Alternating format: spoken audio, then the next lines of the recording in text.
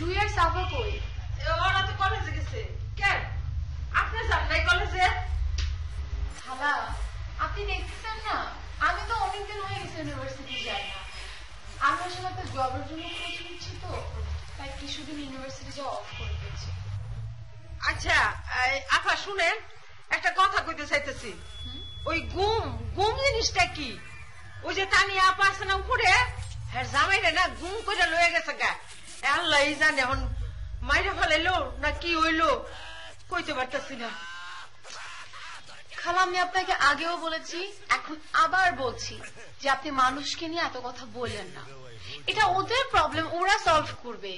আর এটা নিয়ে already case করা হয়ে গেছে, এখন পুলিশ হ্যান্ডেল করবে।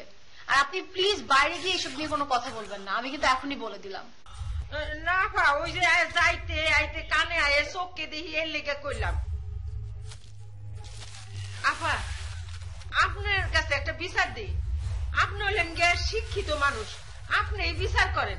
ওই যে মানিক দারোয়ান আছে না, দারোয়ান লোকটা গরিব মানুষ, হ্যাঁ উপরে ডাইকাই না মাইয়া সাজাইছে, মাইয়া সাজাইয়া তারে লয়ে যে কি কাণ্ডটা করছে, বেচারা কাঁদতে কাঁদতে একদম শেষ হয়ে গেছে।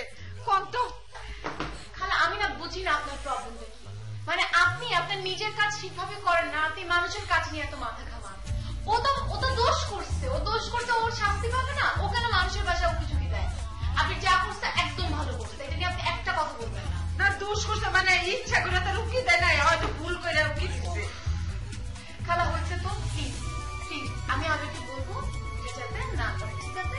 আপনি যান কি আমরা যাওয়ার আচ্ছা।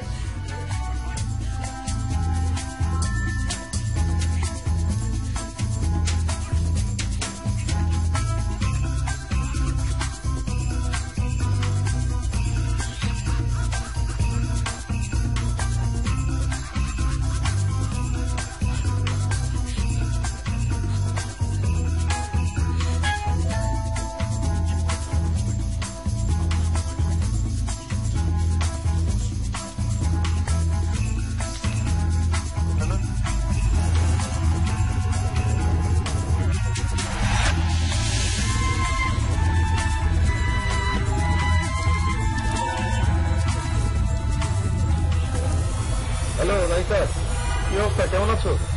ভালো আছি, তুমি ভালো আছো? এই তো ভালো আছি। আচ্ছা আজকে সন্ধ্যায় কি তুমি ফ্রি আছো নাকি?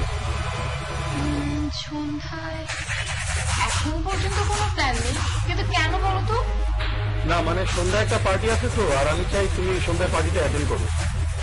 আসলে আচ্ছা ঠিক আছে শান্ত, আমি জানাবো তোমাকে। হ্যাঁ তোমাকে কিছুক্ষণ পর ফোন করে আমি জানাচ্ছি আমি যাবো কিনা। কেন, কোনো সমস্যা? সমস্যা আবার কিসের? কোনো সমস্যা নেই তো। চিন্তা করার কি আছে, যেহেতু কোনো সমস্যা নেই তার মানে তুমি যাচ্ছ, গ্র্যান্ড ফাইনাল। আসলে শান্ত হয়েছেটা কি, আমি তো আসলে এরকম পার্টি অ্যাটেন্ড করি না, তো আমি এগুলোতে ইউজ টু না। তাই বলছিলাম যে আমি একটু চিন্তা করে তোমাকে জানাই। শোনো রাইতা, ভাবাভাবির কিচ্ছু নাই। হ্যাঁ তুমি যাচ্ছ, দ্যাটস ফাইনাল। আর আমি তো আছি, তাই না? ভাবাভাবির কিছু নাই এখানে। এটা ঠিক বলেছো, তুমি তো আছো। আচ্ছা ঠিক আছে, সন্ধ্যায় দেখা হবে। ওকে তাহলে রাইতা, সন্ধ্যায় দেখা হচ্ছে। হ্যাঁ এখন রাখি। Okay bye. শহরে বোবার মতো বুকের নদীর ঢেউ জাগে মাছের মতো কথা, কারা যেন সামনে দাঁড়ায় সোহাগ বুলায় কারা, ছায়ার মতো চমকে মিলায় ছায়ার সঙ্গে লাগে। শোনো না কি হয়েছে, আমাদের তিতলি ক্লাসে ফার্স্ট হয়েছে, গ্রুপ চ্যাম্পিয়ন হয়েছে। তোমাকে যে কখন থেকে বলবো বলবো করছি আর বলাই হচ্ছে না, তোমাকেও পাচ্ছি না, মানে কি হয়েছে তোমার বলো তো? তিতলিটা অনেক ট্যালেন্ট হয়েছে না? আই থিঙ্ক তোমার মতোই হয়েছে। মানে তুমি না মাঝে মাঝে এমন একটা কথাবার্তা বলো। কেন, তারা কিছু বলেছে না আচ্ছা শোনো না, রিপোর্ট কার্ড নিয়ে বের হওয়ার সময় কি বলছে জানো? বলছিল মা আচ্ছা আমরা সবাই মিলে কি আমরা একটু খেতে যেতে পারি না? তারপরে আমি ভাবলাম যে শুধু বান্ধবীদেরকে না নিয়ে গিয়ে ওর বান্ধবীর মা বাবা সবাইকে একটু দাওয়াত দেওয়া উচিত, তাই না বলো?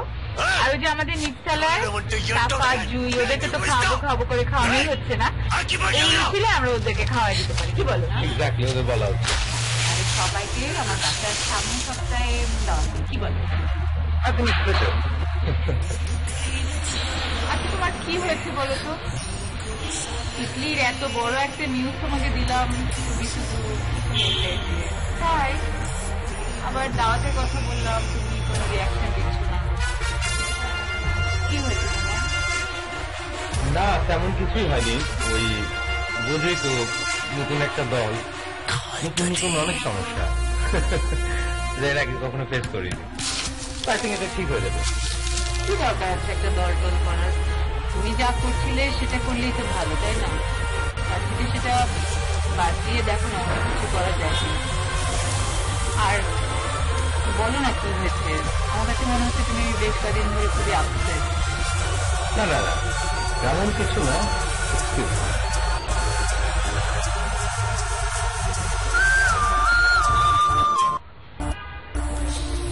হ্যাঁ সোহেল ভাই বলো। বরুণ কেমন আছো? আমি ভালো আছি। বড় ভাই কেমন আছে? ওরা ভালো আছে। শোনো, আমি যেটা বলতেছি এটা তোমার ভালোর জন্য, বড় ভাইদের ভালোর জন্য, এলাকার মানুষের ভালোর জন্য বলছি। না না সোহেল ভাই, আমি নিশ্চয়ই জানি কোনটাতে আমার ভালো আর কোনটাতে আমার জন্য খারাপ। হ্যাঁ, আর তুমি যদি মনে করে থাকো 10 বছর আগে তোমার প্রত্যেকটা কথাই আমি যেভাবে খাই দিতাম এখনো তাই দেবো, তাহলে তুমি ভুল করছো। কথাটা কিন্তু তখন আমি কথা বলি। বরুণ, তুমি আমার ভাই, আমি তোমাকে ভাইয়ের মতো জানি, আপন ভাইয়ের মতো।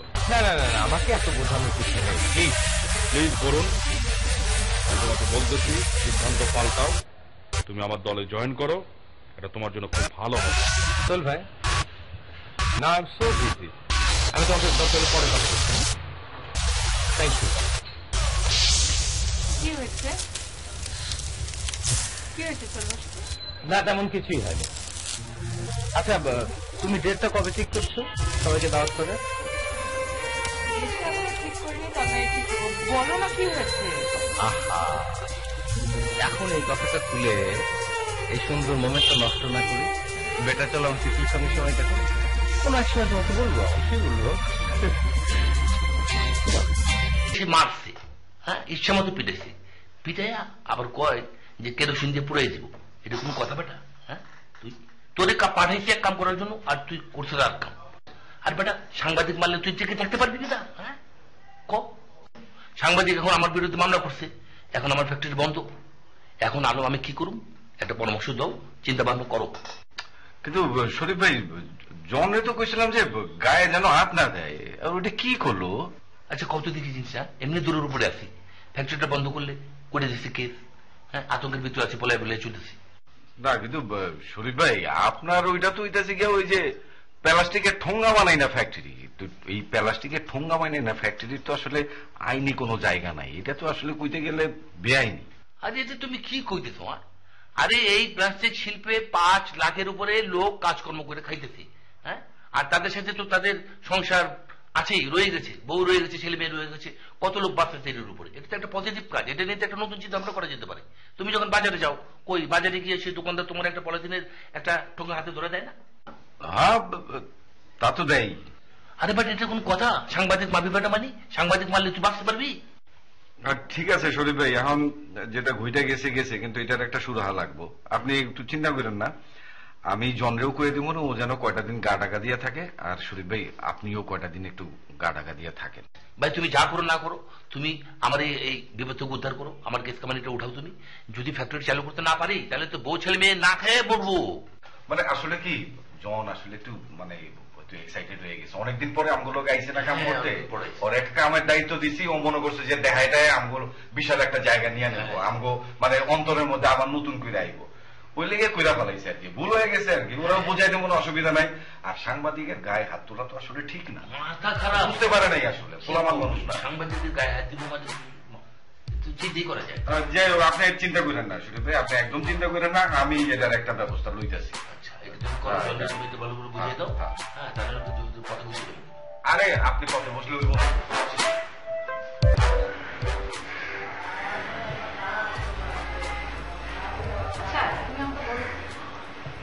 সাংবাদিকের গায়ে হাত তুলতে গেলে কেন? হাত তুললাম নিউজটা যেমনি হইতেছে আর মামলাটা যেমনি হয়েছে ঘটনাটা আসলে ওরকম না। আমি হাতও তুলি নাই, ওরা পড়াইতে চাইছি, পড়াই নাই। আমি খালি ভিডিওটা ডিলিট করে ওরা ছেড়ে দিচ্ছি। তুমি জানো নিউজটা প্রতিদিন কতবার করে দেখাচ্ছে, আর তার উপরে তোমার ভিডিও তো ডিলিট হয় না। আচ্ছা জানি অর্ধ হয়েছে।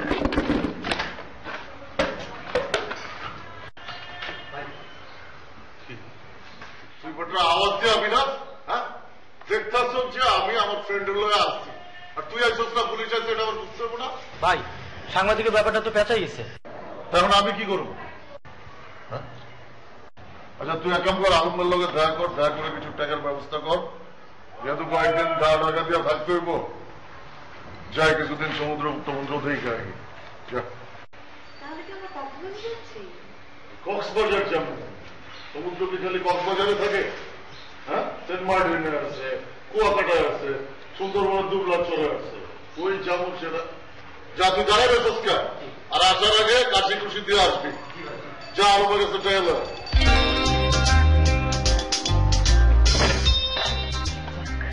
ফাইনালি প্রত্যেকটা দিন এখানে এসে দেখা করতে হবে না, একটু বাইরে ঘুরতে পারবো।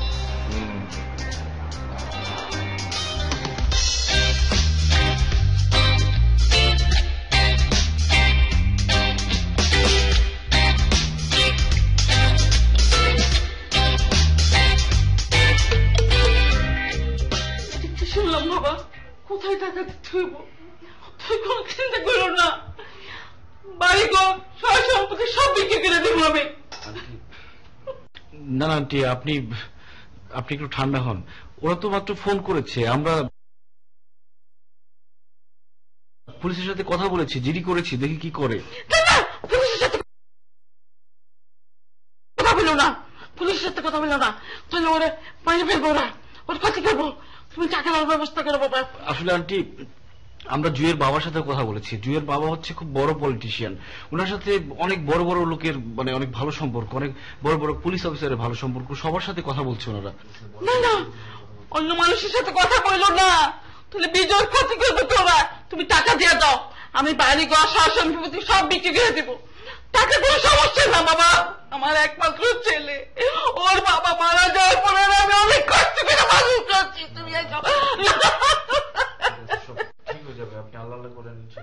আমি বিজয় এখানে বাঁচবো না, তুমি বিজয় আনার ব্যবস্থা করো।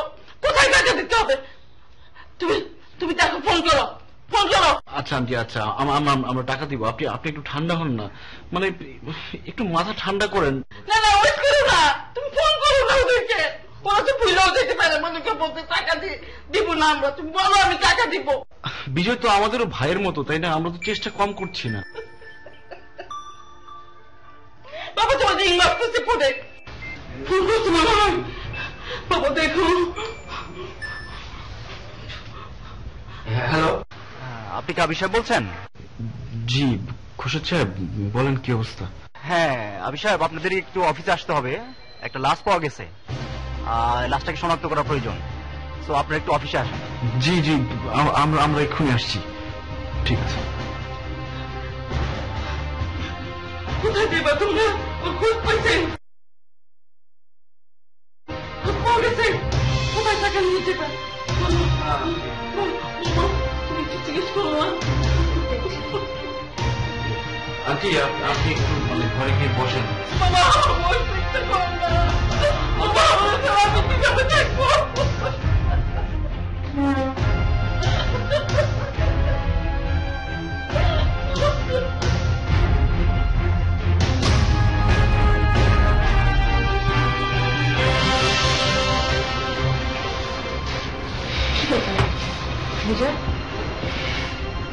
বিজয় কোনো খবর পেলে?